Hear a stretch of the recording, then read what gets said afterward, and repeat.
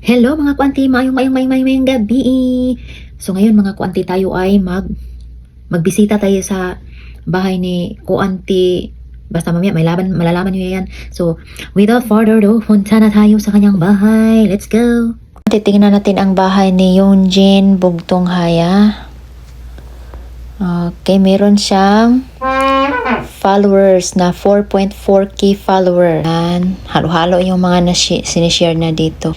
Yan, share din siya sa aking kuanti da basurera.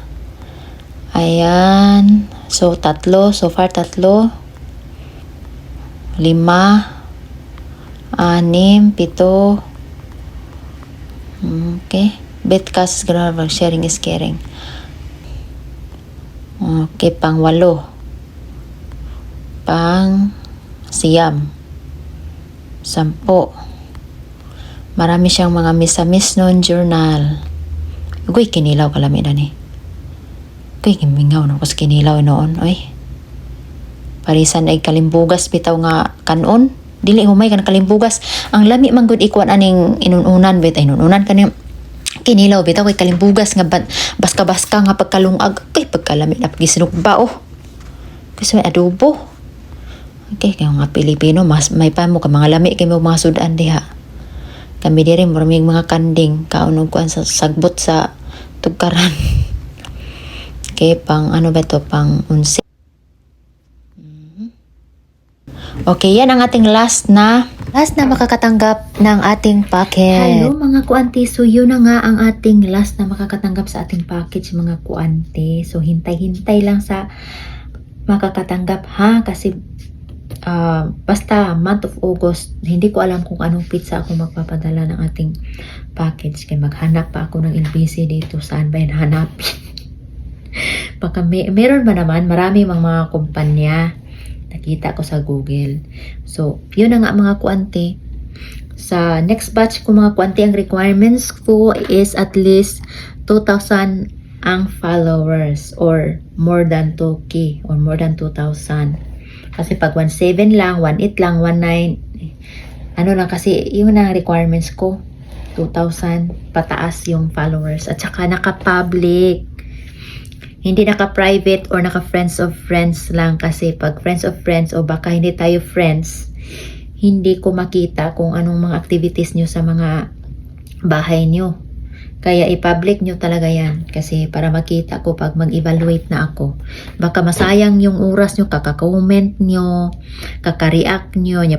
Pagtingin ko sa bahay nyo, wala kayong activity doon kasi naka-friends of friends lang kayo at saka naka-private yung bahay nyo. Hindi ko ma-evaluate. So, sayang lang. Kailangan i-public nyo yung account nyo.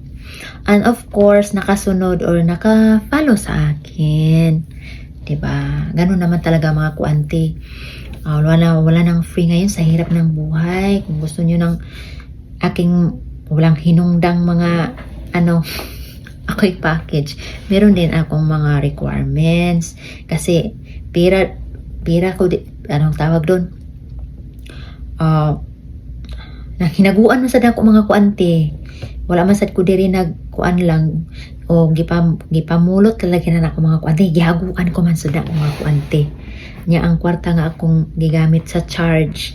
Nahibaw mo pilay bayad sa charge kung magpadalag balik bayan box nga murag 2418 by 24 100 kapin dollars nana sa mga kuan siguro mga 6,000 kapin piso nya kuan.